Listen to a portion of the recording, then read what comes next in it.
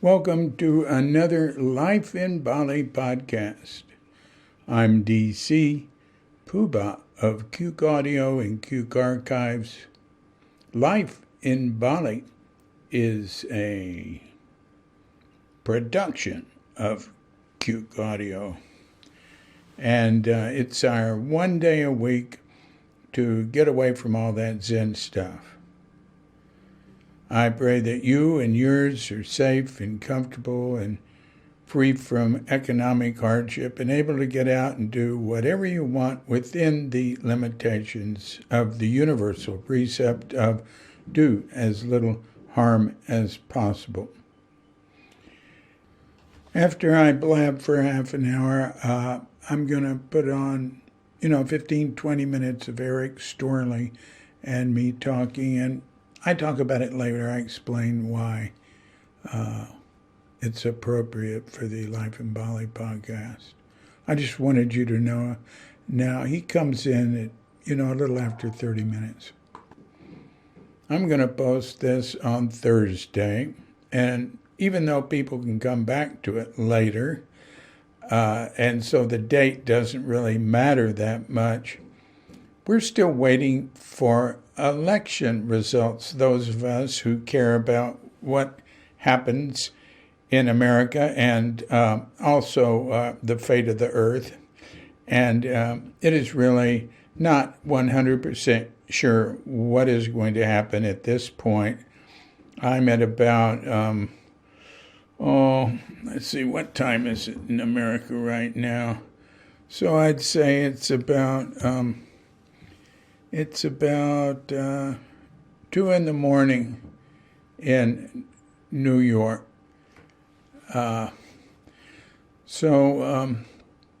Anyway, and we are paying attention to that here. That is part of our life in Bali here now. And you know what? We keep Al Jazeera on. Actually, I have it muted most of the time, and I'll just unmute it if I think there's something in particular I want to hear. But it's really good. It's really good. And it has a lot of really good in-depth interviews and commentary. And then I check with 538 also. But, at this point, 538's not even, they're taking a break. So I'm here recording this podcast and doing work. And yesterday, I went out swimming. I took like a hour and a quarter break from here and went swimming and everything. But very hard for me to get anything done, pacing, biting my nails. Actually, I don't bite my nails. And if I do, I stick my finger in my mouth. I don't really bite it. I just sort of clamp down on it a little. All right. Well, so you know what I'm going to do today? I'm going to play a little from a podcast I'm working on with Erik Storlie, who's an old Zennie. I have a very long, like 3.5 hour recording with him. And, I was going over it in like the first, 20 minutes or something. There's a lot of talk about Bali and Asia and this and that. And I thought, I'll throw that in for a Life in Bali. And, and I need to cut stuff off. I'm taking some stuff out of it. There was some political talk in there. I like to avoid that here. I avoid it on Facebook. I speak about things like that carefully with selected people. Not necessarily people who agree with me. Oh, my God, Monea and I, my crazy monk friend, Monea, who's in a Vipassana Theravada monastery now over in Java. Oh, man. He's an American, and he is, he just loves to have opinions that drive you crazy. I mean, all right, he was kicked out of 2 kibbutzes when he was younger in Israel. So that gives you an idea. He can be ornery, but he's got a good heart. Anyway, oh, God, have we disagreed over stuff. Oh, yeah. Boy, he can really take it, too. I want to tell you, man, I have just laid into it, and I don't do that with people. He's just made me so pissed off, man. I have insulted him. I never do that. I just listen to people. If I don't agree with them, I listen to them and go, When I was younger, I disagree. But, I've spent so much time with him here, and he gets me involved in all his mad schemes. Like, I published a book of his Minneapolis Chronicles. It's Cuke Press, C-U-K-E Press. And, if you go to cuke.com, you can find it there. Or you can probably just Google Minneapolis Chronicles, Cuke Press. But it's elsewhere on the web, so you really need to get the Cuke Press version. Oh, and it's on Amazon. You can buy it from Amazon. It's pretty good. Pretty far out stuff. Anyway, so let's see what's happening with us. I don't remember things to comment on. I have to write them down. It used to be I could make a mental note. And I also used, at times, to assist myself, I used technique. Like I have 1, 2, 3, 4, 5, 6, 7, 8, 9, 10. 1 would be a wand. 2 would be a tool. 3 would be a tree. 4 was a fort. Like that. And then I would put whatever I wanted to remember in those things, and then I would link them together or something, and that would work. What happens now, it reminds me very much of Lou Richmond's describing how his mind worked out after he came out of a coma, really.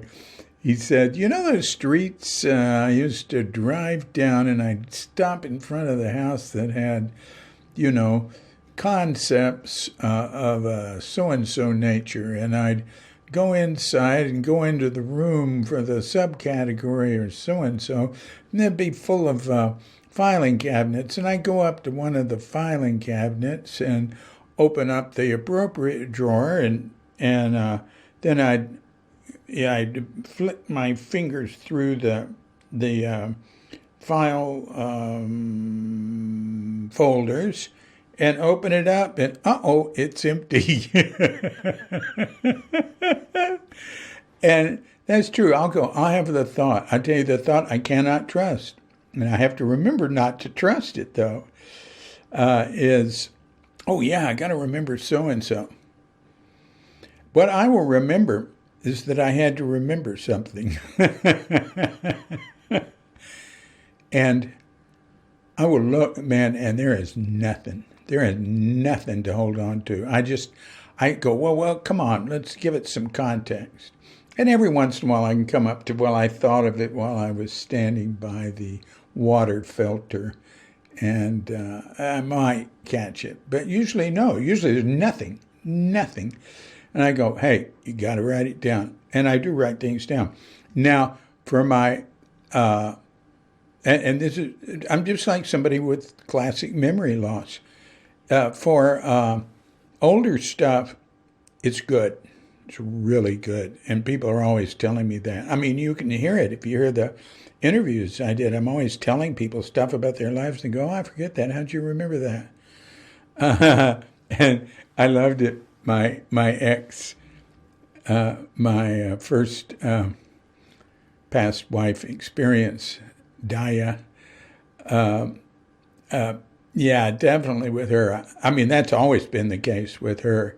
She tended to forget a lot. But that's her mind sort of free, and she's a real here and now person, always was.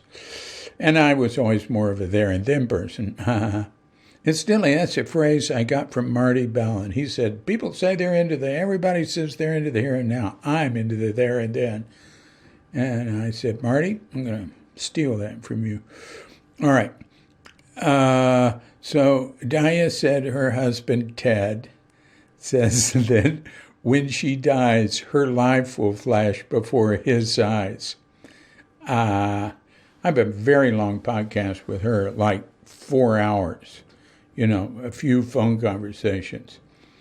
And I have had people, mainly my beloved wife, Katrinka, suggest, when you do a podcast that long, I just don't have time to listen to it. Well, you listen to audiobooks. Just stop it and come back to it or something. I mean, I don't care how long it is. To me, I'm not thinking about making a consumer product that's tailored to a market. I don't have any commercial thoughts or this and that. I mean, I would like to create things that people enjoy, but mainly I'm taking stuff down for the record. So I let people say whatever they have to say. Now, I did mention earlier, and this is true because I'm doing that right now with the podcast with Erik Storlie I'm working on. I'm taking out some political discussion we're having. Social, political,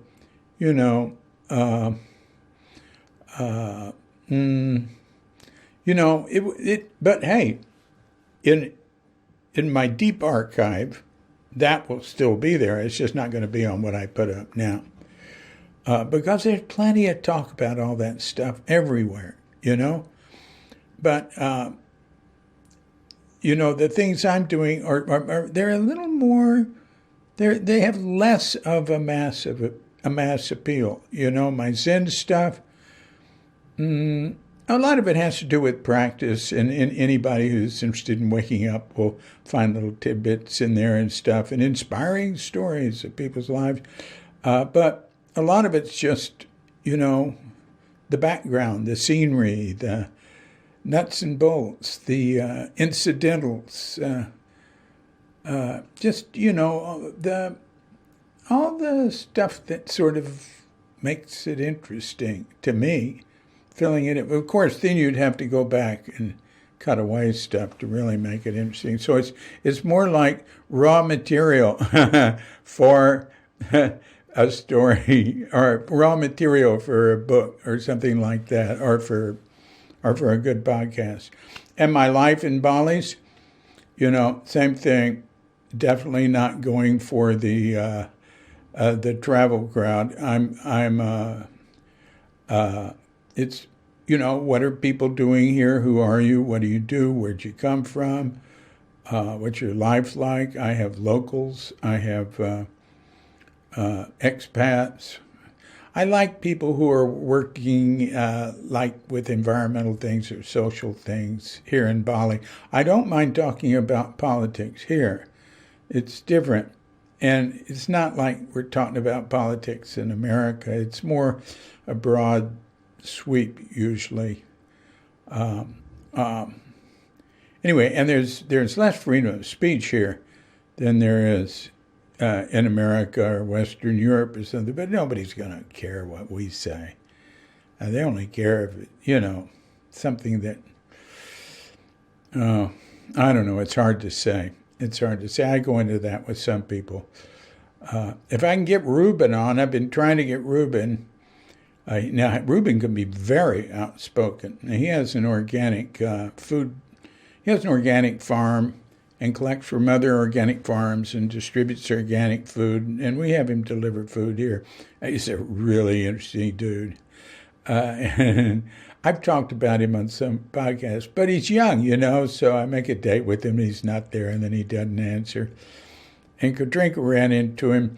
She went to hear Kim play. I had a Life in Bali podcast with Kim. She went to hear Kim play. Kim just came back from England. She did a, what do they call it? She's a nurse, where she joined somebody flying all the way back and all the way back here. I forget what that's called. Anyway, she does those things sometimes. And then she brought back some stuff from England for Katrinka and me, mainly for Katrinka, some, body lotion, and she can't get here. And she brought some really great cheese we had yesterday with crackers and apples, apple slices, while watching Al Jazeera and the election returns and pacing the floor. Anyway, so Katrinka ran into Ruben and she said, "Hey, David, been wanting to do." "Oh, yeah, I want to do that." So he sent me a Facebook message. "Hey, David, how's it going?" So I answered him, "Yeah, you're alive. Great. So when can we talk?" Bang, that's it. No answer. So maybe we'll get him on. Maybe we'll get him into some controversial stuff. Except I think I ran into him and I asked him about that, and he was with his mate and said, "Well, now that I'm with her, I'm a little more careful." Yeah, he's definitely gotten into stuff here that'd get him into trouble if he did it in the wrong place or in the wrong context too much. I mean, there's blasphemy laws here, and the mayor, which I've mentioned a few times, I'm sure, the mayor of Jakarta did a year for when he's a Chinese Christian, Chinese Indonesian Christian, so he's running for re-election for mayor, and there's a Muslim guy he's running against, and the Muslims guy is saying, "Hey, vote for me, I'm a Muslim," and the Christian mayor said, "Well, that's not really a good reason to vote for somebody. Let's look at us on for our policies and that sort of thing." Well, he did a year in jail, and it was some right-wing blasphemy court sent him there. So, and they probably wouldn't like me saying that here, but you think they're going to listen to my podcast? It's different listening, and if you write it. Sarah, man, she wrote something about in Lombok. She wrote, well, for some place, a spa and yoga retreat and this and that she was working at. She was writing some stuff for the internet, for Facebook or something, saying, "Yeah, it's really cool here. It's really nice, this and that. There's prostitutes in the neighborhood, but they're fine. Don't worry about that." Bang! She was pulled into immigration, and they grilled her for hours. She didn't know why. And she said they almost decided to keep her overnight, and finally she found out why, and it was just that one word, prostitute. So they didn't want her to use it. But Lombok over there, they're a little stricter than they are here. Bali, a lot of people come from all over Indonesia to Bali. My God, you can wear bikinis here, Like, can't do it elsewhere. I don't think, well, depending. I mean, there's predominantly Christian places, and there's so many different islands. Some of them, well, one in particular, Aceh, is well known for its being fundamentalist. And they had a big independence movement wanting to become an independent country, and then they were the place hit hardest by the tsunami. I think they literally had like 200,000 people die from the 2003 tsunami, and then all of Indonesia came to their rescue. And wasn't so much talk about independence after that. In fact, I really want to get a guy, Made Nusa. Nusa is, I guess it's Balinese for island. It's not, Palau is Indonesian for island. Anyway, he was one of the volunteers for there, and he does a lot of humanitarian work. And I think he's with his wife and kids traveling around in a van now, but Katrinka thought I could get hold of him. He'd be cool. Anyway, so this whole thing, I was thinking, so what's happening here? And I was saying, well, I can't remember anything. I can never remember what's happening here to say it, but it's not that bad. What's happening here now, I told our landlord, who are on very good terms with, just an unusually wonderful person, his whole family is, who doesn't raise our rent, but we put a lot into the home. And but that can backfire on you. I mean, I have good friends who had their rent doubled immediately. The first time rent renewal came up after they fixed their home up. And most places here, you get in them, you're going to want to spend a good amount fixing them up. I mean, we did a lot here. Anyway, but he's a wonderful man. He does yoga and meditates. He's just great. He'd ride a bicycle. He was always taking care of his grandson. And and I worked out the contract with him for the home and pointed out in Indonesia there were mistakes in our favor, and stuff, and sort of rewrote it a little. And so we got a nice contract, and we've now extended again for the second time, just added 1 year. And look, it's got all sorts of stuff in the contract that they're responsible for. And we don't ask them to do any of it. Water pump goes out, we fix it. We get a new water pump. Air conditioning, we take care of it. Plumbing, electrical, all of it, we take care of it. Why? Because it's hard to find a good landlord and a good place. Like the place we live now, you can't find it again around here. So one thing, though, he has taken care of is the roof. And it's just, people coming up and fixing leaks. But I even told him, I said, hey, if you're hard up, I know your sons are all out of work, I'll pay for it. And let me tell you, we can't afford it either. But he hadn't asked for that. But he brought a roof guy over. Now, before, he sent roof guys here, and they were young and sort of didn't communicate much. I just told them, well, here's where it leaks here and here. And they just bring a bunch of goop up and do stuff and go. And it helped a little. It didn't help completely. But we've got some places where there's leaks around walls coming in. And only when there's really heavy rain for day after day, or really heavy rain one day. There's one place in our living room, you can see it starting to stain in the ceiling over by the window, and then it's coming down on the wall on the outside. So anyway, he brought a guy today, seemed pretty sharp, guy from Java. Tukang is sort of like a person who does some sort of work like that, like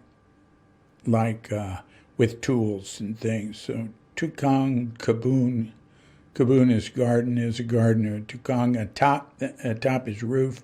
That's the guy who works on roofs. Tukang Kayu's wood, that's a carpenter. Tukang Pipa, that's a plumber. Tukang Listrik, that's an electrician, right? So this guy's Tukang atop, works on roofs.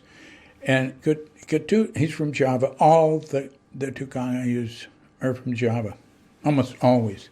The drivers never mind. Drivers tend to be from Bali, and the skilled people tend to be from Java. Sometimes other islands, Flores. Some of the Christians and Chinese tend to be tech people. But anyway, all right. So, this guy was different, man. We took him upstairs, and I showed him where inside he looked, and he's looking for things. He's not just doing as little as possible. He's looking for things. You can see him paying attention. You can see his mind working like a detective. Take him upstairs immediately. He's out on the porch and he's looking at stuff. He's going up and down. It reminds me, we're watching this show on TV, True Detective, and there's this one guy played by Matthew McConaughey who's really got a sharp eye, right? Woody Harrelson's the other guy who's good-hearted and good, solid guy, but he recognizes that his very strange partner there has got a good eye. Anyway, this guy had a good eye, and he's looking around, and he's saying, here. And then he starts showing us, look, this thing here isn't long enough. It's, in the gutter here. It'll come in under here. He's looking around. Then we show him I said, well, it comes down on the wall over here. So he's looking everywhere. It's so impressive. And I've worked on roofs too. And fixing leaks is very, very difficult to do. I used to work on leaks in after I was Greens. I had a little roofing company called Roofer Madness. I just did it for about half a year just to get some spending money, and all I did was fix leaks in tar and gravel roofs that people didn't want to spend the money to put on a whole new one, or didn't want to hire a company. And I did it for time and materials, no guarantees. And that was great because there's all sorts of people that do not want to spend the money for big roofers. And usually what I would do would work. But I even worked for people, I said, this is not going to work. They said, well, try it anyway. So then some of those I'd be able to come back a number of times. So anyway, so he told Katu what sort of materials he needed, this and that, and how much it would all cost. And Katu looked at me and he said, how early do you get up? I said, well, it depends, different days. I was up at 5 this morning. I was up at 5 yesterday morning. But, I sleep till I wake up. But I can get up any time for him. So he said, okay, when do you want to come? 7. All right. I'll have the gate unlocked and be here ready for you. So maybe that will help. I wasn't going to do anything. I told Katu, look, I don't care. None of this stuff bothers me. It bothers Katrinka.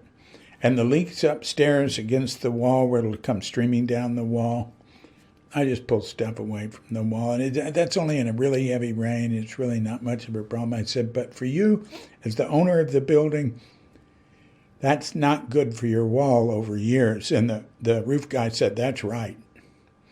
So I said, you want him to do that? That's fine, but I'm not pushing it. But no, he wanted it all fixed. Great. Got a good roofer there. Listen, good people hard to find anywhere. You recognize you got somebody good, you latch on. I'm going to get this guy's contact information. People come to me. People who have lived here for decades come to me and ask me for advice on people like that because they don't pay attention. And even people who own villas and stuff, I wonder, well, what have you been doing? Man, we got a really good carpenter. We got a really good electrician, plumber. And, man, those people are like gold. And I'll tell you, it can be, if you hung around here and saw the people that came here, the relationship we have here, and the work they did, you'd get a false impression of that sort of situation in Bali. It's a best case scenario, I'd say, but not positive. I have a small sampling, but I talk to people, and that's one reason why some of them have come here. For gardeners. The guy with the villa down the street, he's been here 40 years. He asked me for a gardener. So I had our gardener go over there. I just gave his manager the number of our gardener. All right. And I also took a guy to trim trees in front of his Power of Now yoga place. Really weird, huh? There's not a lot of networker type people, and I used to do a lot of that. I do as little as possible. I'm more of a hermit these days. But anyway, if you've been involved with me in the past, you'll understand what I mean. All right. Well, okay, so that's enough of that. I'm going to go into the 15, 20 minutes with Erik Storlie now, and then we'll call it a day for today's life in Bali. And probably most people I know will be too fixated on election results to want to listen to this anytime near when it goes up. But I don't know. I also have friends that don't pay attention to that. And they say, I have friends that go, they're all the same. Oh, God, urge to maim. Do you know where urge to maim comes from? I bet I could Google that. Jimmy Halto. They'll do it every time. He was in the comics. Okay. Here we go with Erik Storlie and me just talking about stuff in general, but we hit on Asia and Bali.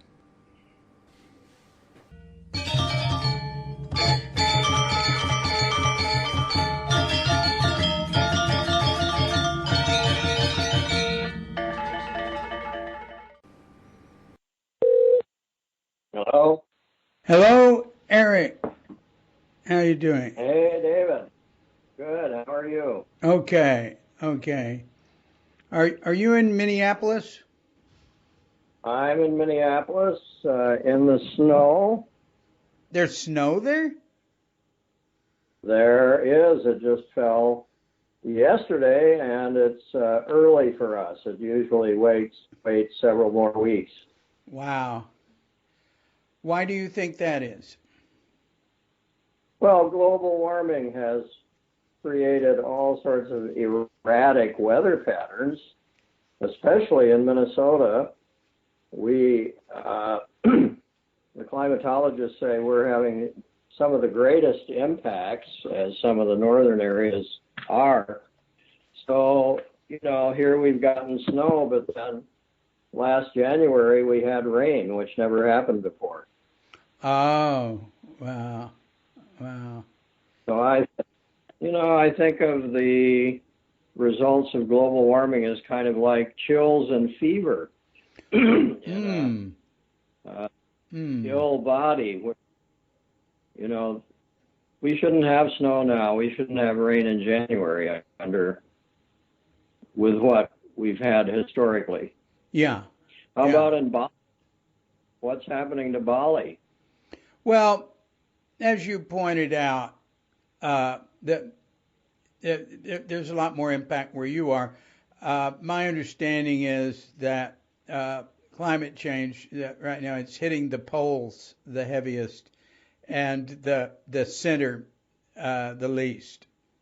But there are some changes here. There are changes here, but not dramatic.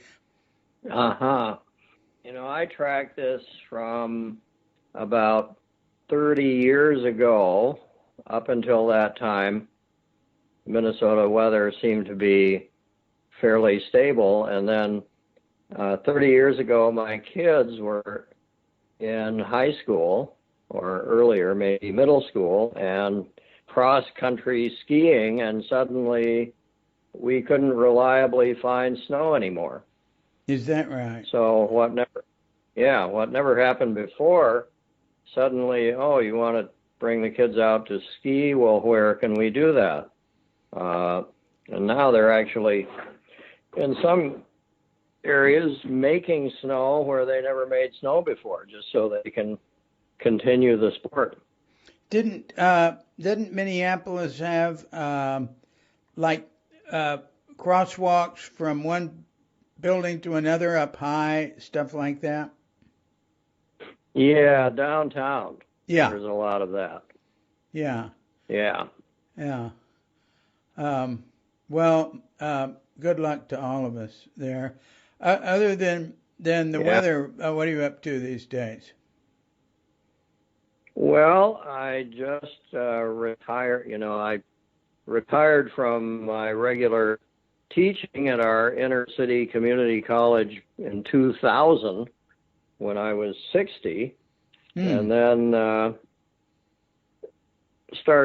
continued. I'd done some teaching of meditation informally and led some retreats. And then I went to a center at the university called the Center for Spirituality and Healing, which was focused on alternative medicine, and proposed meditation and mindfulness courses in a secular form for graduate credit.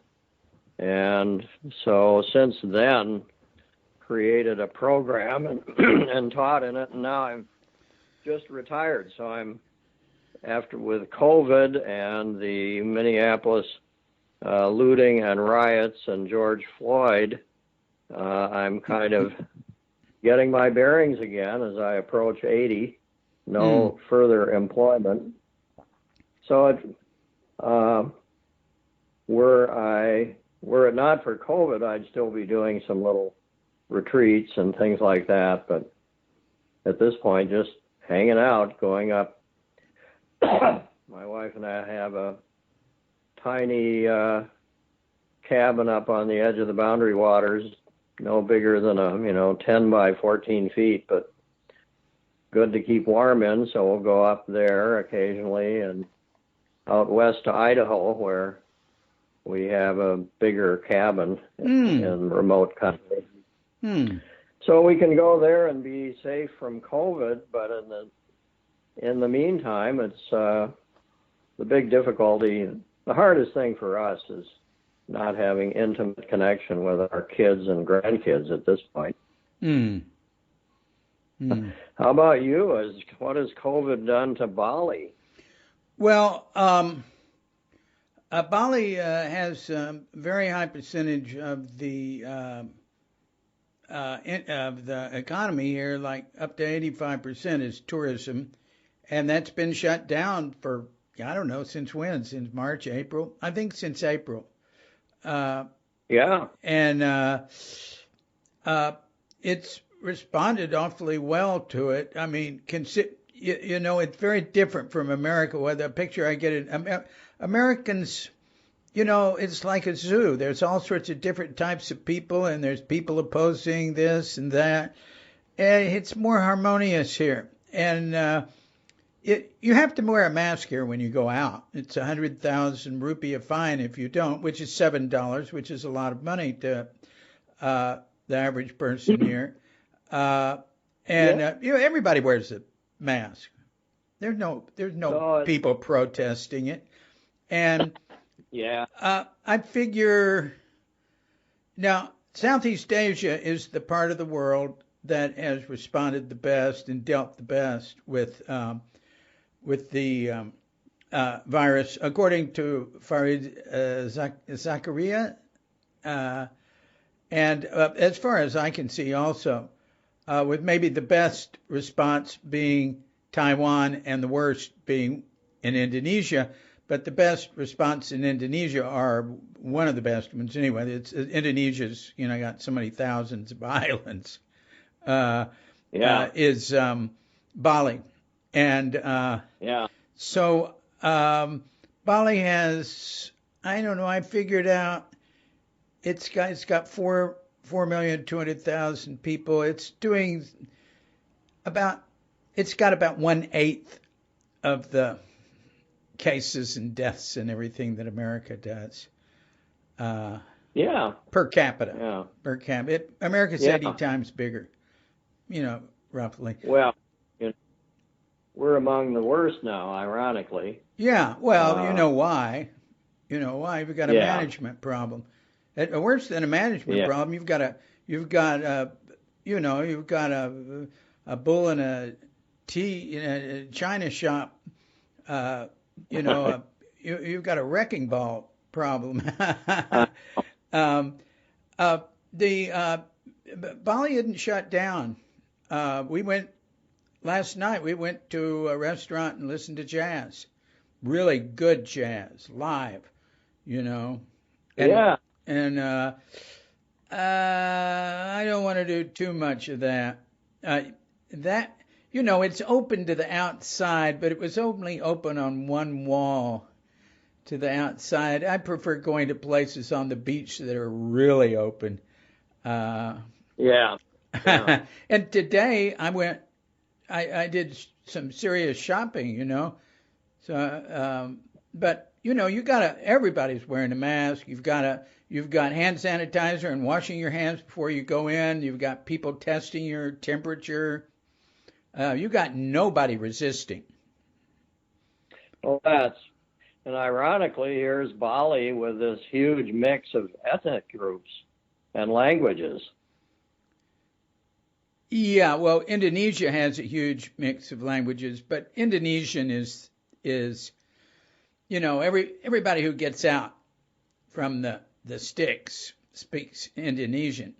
In fact, Yeah, I've gone into some pretty deep countryside into fields and talked to people in Indonesian, really easy. yeah, Uh, but now I don't know what it's like on other islands. But one difference I think is in general, I would say Asian cultures are more cooperative and Western cultures are more competitive. And right. and studies have shown that in a competitive culture, in a group, the competitive people rise to the top. But Yeah, among groups, the ones that are cooperative rise to the top. You see what I mean? yeah, yeah, yeah. So And you've got yeah, the old Confucian ideal in Asia of respect for authority and an understanding of where you are placed in society. Are you the father, the son, the husband, the wife, that's right. the land, the tenant? And That's that's right. still respected in ways that have broken down here. Of course, Yeah, the shadow side we see now in the People's Republic, which is becoming the most huge and coercive dictatorship in the world. yeah. Well, I maybe North Korea, but North Korea is small. but Yeah, yeah, um, but also in China, you have a very high percentage of support uh, for the government. And so far, China has a tradition of when things go bad, it's a sign that the leadership should change. Well, like in a lot of places. But yeah, when you said Confucian, that's it. Uh, the the togetherness of Asian cultures in the modern world is to the degree that they're Confucian. Uh, that's yeah, true of Japan. It's not Buddhism. It's Confucianism. It's certainly not Taoism. They made fun of the Confucianists. But the yeah, mix is yeah. great. The mix is great, huh? Uh, um, Well, wasn't that the origins of Zen and the Tang Dynasty, a fusion of Indian Buddhism and Taoism and Confucianism. Uh, and Confucianism? well, in terms of administration and order in society and stuff. Although I don't know to what degree. I certainly have friends who can wax prolific on all that. Uh, I have sort of Yeah, vague general ideas about it, but I sure see it. Uh, the stability, like is the key, is like what the Chinese government goes for. They have a lot of bad things happening, but they have a lot of good things happening too. So we'll see what comes out on top. Uh, yeah, yeah. yeah. Well, meanwhile, we're just in chaos here. Everybody's either left or right terrified that the wrong man will become president. uh, I mean, an insane hostility now between the left and the right that yeah. uh, we haven't seen. I don't think we saw it in the 60s during the anti-Vietnam protests, but um, Yeah. it's very disturbing. We'll know more in 2 weeks. Yeah. Well, yeah. As time progresses, yeah, I follow it. We get everything Yeah, here. We get everything. We sure. watch a lot of Al Jazeera though, which is a relief. If you Uh, watch Al Jazeera, then you can feel bad about the whole world. yeah, yeah, uh, yeah. I've never watched I've always been curious about. We don't have cable television, so I don't know. Maybe I could get off the computer. Yeah, we get it on. Oh no, we do get it with our cable. We don't watch TV, but we get it. We have to get it. It's part of the package. And Yeah. we do that. I mean, Katrinka is not a political junkie. She's not a big news buff, but she likes watching Al Jazeera. They have really good in-depth programs. A lot of very compassionate programs. Very interesting ones. Oh, we just watched a really good movie about Indonesia. It's called Islands of Faith. That's the English name. Check that out. It takes, I think, 7 different examples of churches, Islamic communities, sort of like natural community dealing with climate change. And it's, it's just really nice. It's just really good. I mean, yeah, Islands of Faith. We saw it's Netflix. Yeah. Netflix. Okay, well, we get that. I could get that. Yeah. Now, we get both Asian and American Netflix, but I'm not. I imagine it's both. Yeah. So, well, how is your Indonesian? Oh, it's okay. It's okay. I speak a lot of Indonesian every day. It's not great. Yeah. But, and how about, do you speak Balinese? No. I know a few words. No. It's a difficult language. Indonesian's a trade language. It's very simple. It's based on Malaysian. Yeah. It's very logical and regular. Balinese is, it's a complicated language with levels and stuff. In fact, when people say like our house, we're required by law to have a housekeeper. So I'll ask her, well, how do you say so and so? I'll say, hey, that's not Balinese, is it? I said, don't tell me any Balinese words. I have a hard enough time remembering the Indonesian. So that's interesting. So by law, if you are a foreign resident, you have to have a housekeeper? Yeah, or be living in a place that provides it, and it's part of you got to hire people. Yeah. You got to hire people. And now with the virus, we're paying a few, like a handful of people, maybe 4 or 5 people extra, because they don't have any other work. Or very little. But the place is boom, and there's traffic and people doing things. They're very industrious. They're resilient. They're not that far away from the farm. Yeah. You know what I mean? I know drivers who just for the last 20 years, 30 years, they've just been driving foreigners in locals places. And there's quite a network of that. There's not a good bus system. There are buses, but not a good bus system. But, a couple of them I know, they're working in their family's fields now. Yeah. Well, I first saw that as a young man in Mexico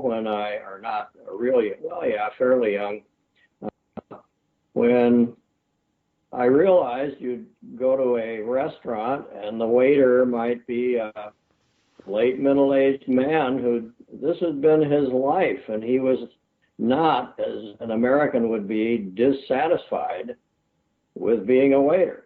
Oh yeah, definitely. Definitely. Or a cab driver.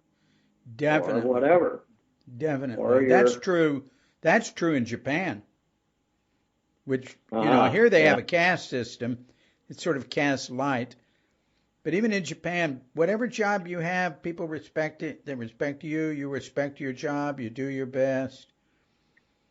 Working in, being a housekeeper here, or being, working as a waiter, working in the hospitality industry, that's a good job. And you know what else is a good job in Asia? Sweatshops. Those are good jobs.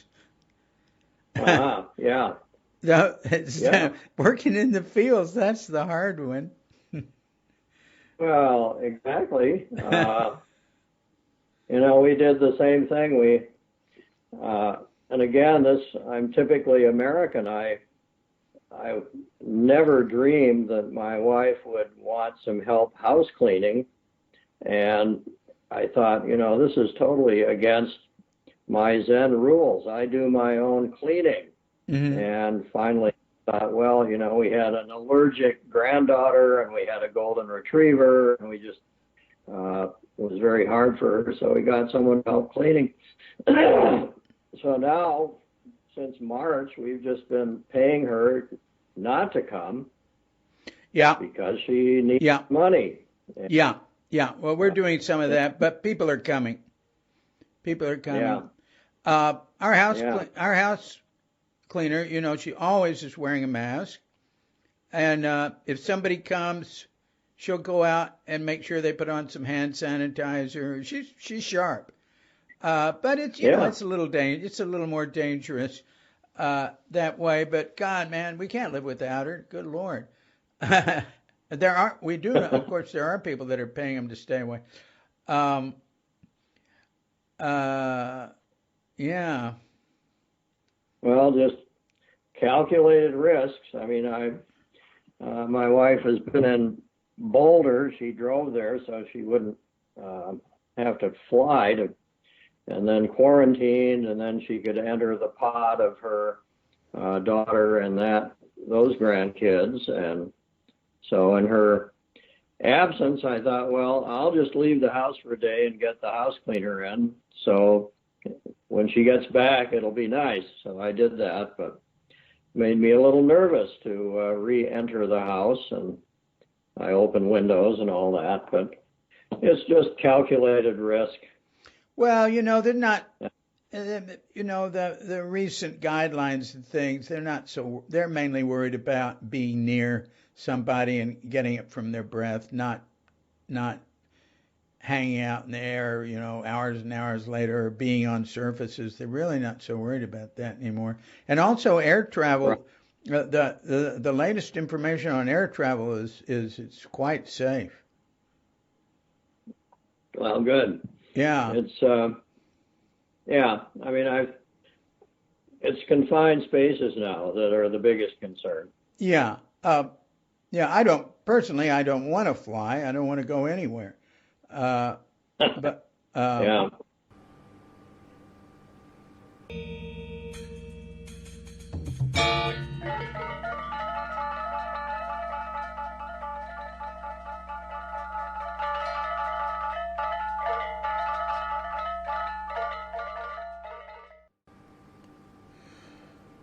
So thanks a lot, Erik Storlie, for joining us for this part of our Life in Bali podcast. And I'll be putting up the rest of the phone chat with Erik on Saturday, if all goes well. My main computer's in the shop now.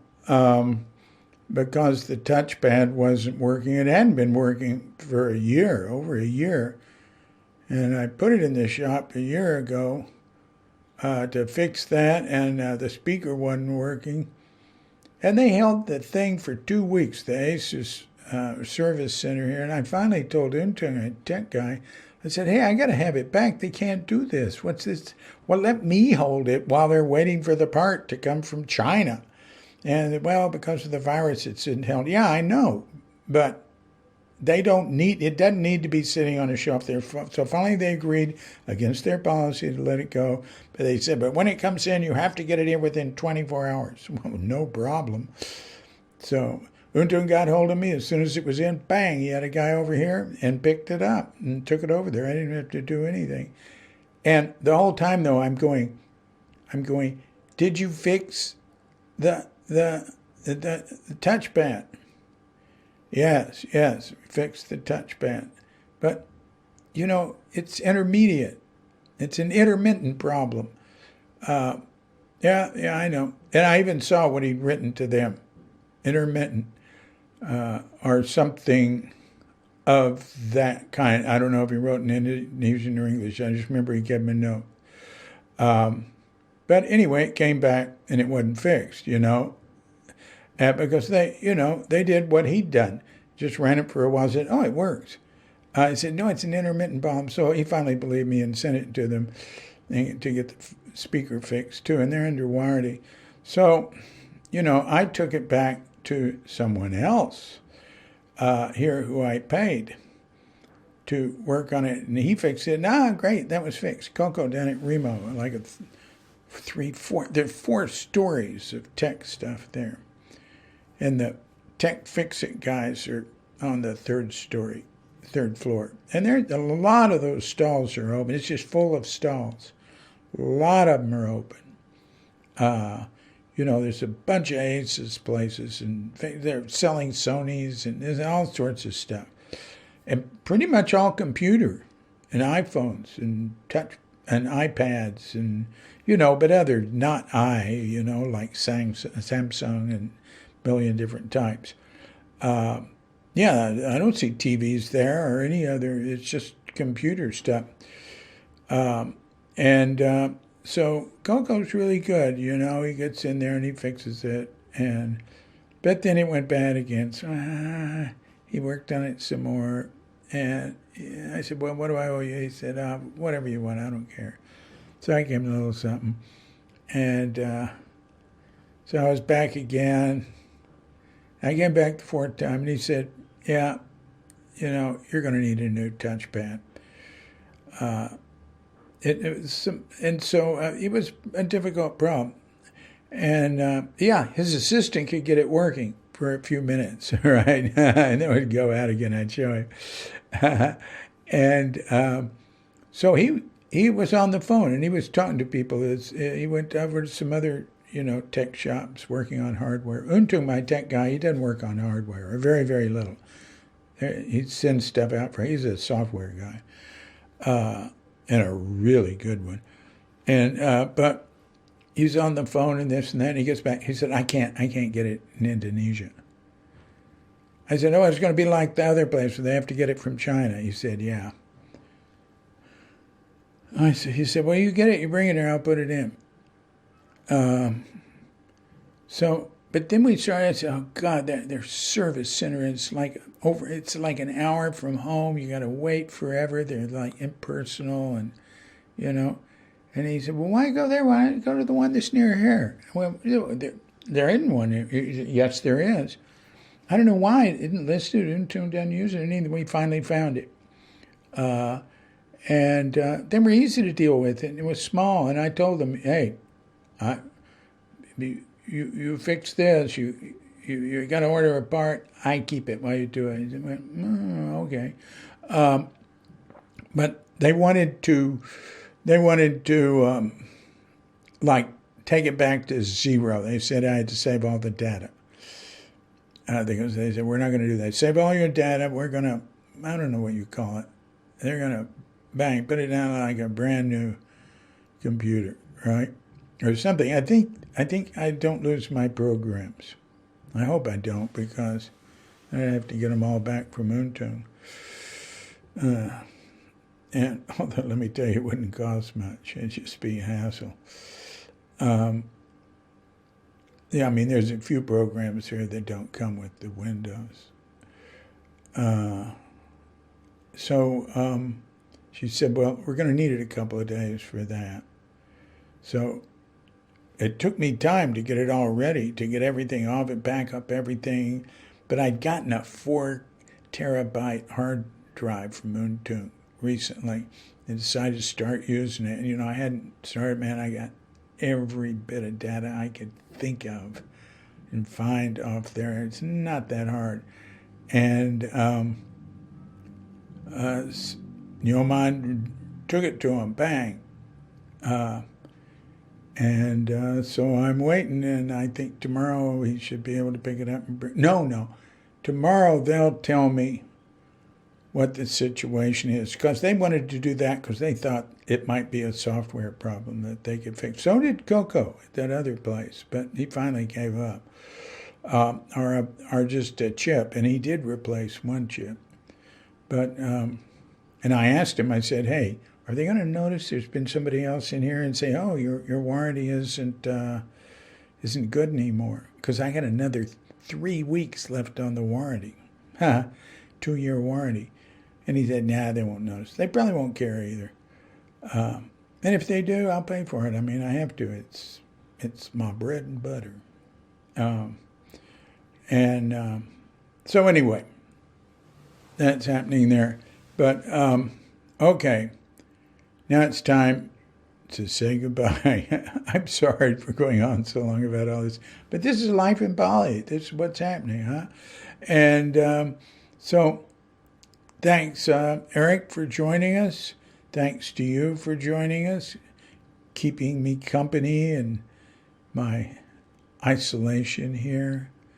And until next time, this is DC Puba of Kook Audio and Kook Archives, coming to you from Sleepy Sanur with Doga Bandita, Feline Cuchita, and dear lovely Katrinka. And wishing you and yours and all of us a grand awakening.